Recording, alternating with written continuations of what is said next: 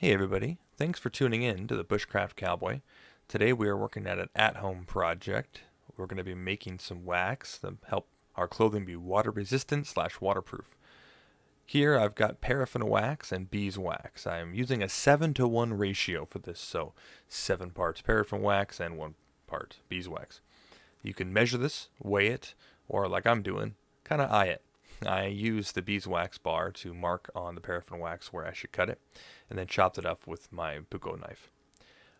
What I'm doing now is chopping up the paraffin wax and the beeswax into smaller bits. The smaller it is, the faster it's going to melt.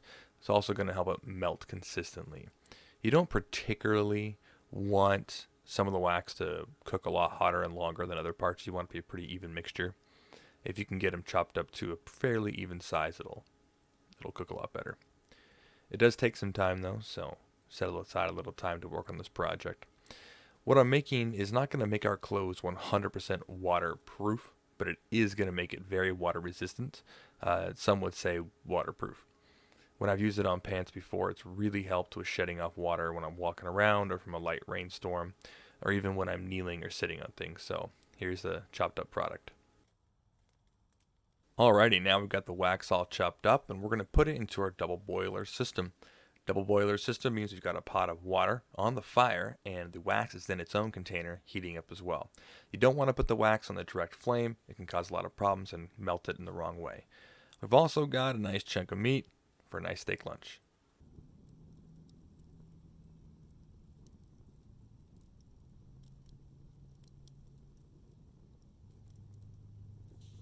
So as you boil this, you're going to want to periodically stir it.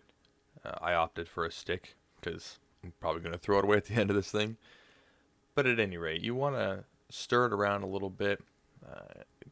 Go ahead and adjust things as you need to. You can also use a hanging pot to do this instead of on the side of the fire like I use. But whatever method works best for you. Bushcraft is all about adaptability and using what you've got. So whatever you have, make it work. I also wanted to make a point that while I am doing this over a campfire, you are more than welcome to do this over your stove in your house. You can create your own double boiler system inside the house. The great thing is that there isn't really any odor that comes off these waxes, and if you use the correct interior pot, you're definitely not going to damage anything or cause any problems. So feel free to do this inside instead of over a fire. May not be as fun, but it's definitely doable. To help keep things controlled and really speed this up a little bit, I did throw a lid on top of it. Just make sure you check it periodically to make sure it's not boiling and water isn't getting into the wax or you're burning anything. We figured while we had a fire going, we might as well make some char cloth as well. Char cloth is an extremely flammable and lightweight material used to start fires, especially when using flint and steel.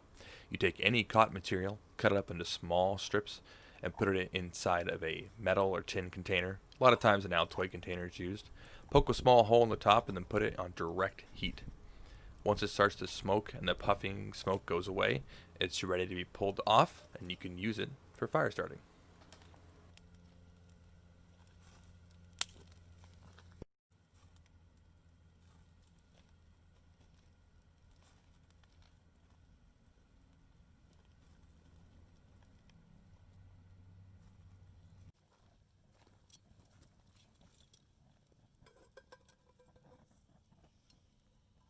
So this is what you want your wax to look like when it's completely melted.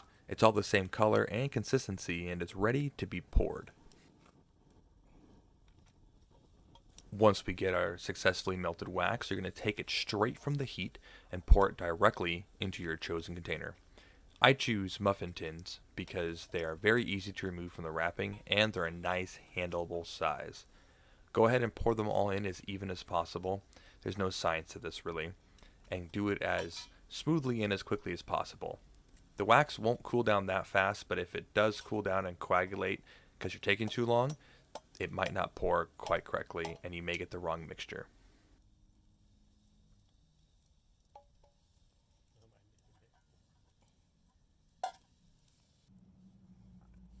Once it's all poured out, there's not much to do but wait. Once the pucks have hardened completely and all the way through, they are ready to be used. At this point in time, all I'm going to do is just enjoy my lunch and wait for them to cool down.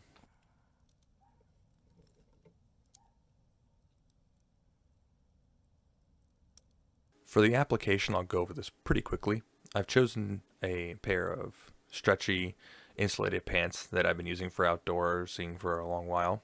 I wanted to make them as waterproof as possible, but I know they'll never be 100% waterproof just because of the material they are. What you start doing is just rubbing in the wax. You can do short strokes, long strokes, rubbing it back and forth. Really doesn't matter, as long as you're getting that white look to it. Once it gets white and you have a large part of the pants, if not the entire piece of material working on covered, go ahead and either put it in front of a fire or work on it in front of a fire, or throw it into your oven at the lowest setting, normally around 150 to 170 degrees on a baking sheet.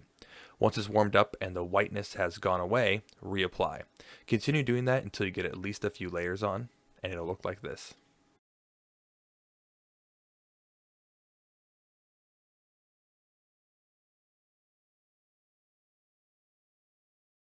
After a while, you'll notice your pucks start to get pretty small.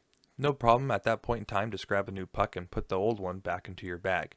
You can always melt them down later and make a new, bigger puck that's easier to handle. I also like to make sure I put a couple extra coats on the knees and the butt area, especially at the bottom of the cuffs as well, just to make sure it sheds as much water as possible. Hey, thanks for joining me today while we worked on our waterproof pucks. We got about 8 of these ready to be put onto pants, jackets, hats, whatever works. I'm really excited to use them, and hopefully you guys found a little bit of help with this as well, and you can utilize this for your next project. Thanks for joining me. I'm the Bushcraft Cowboy, and I'll see you next time. Don't forget to like and subscribe for more Bushcraft content.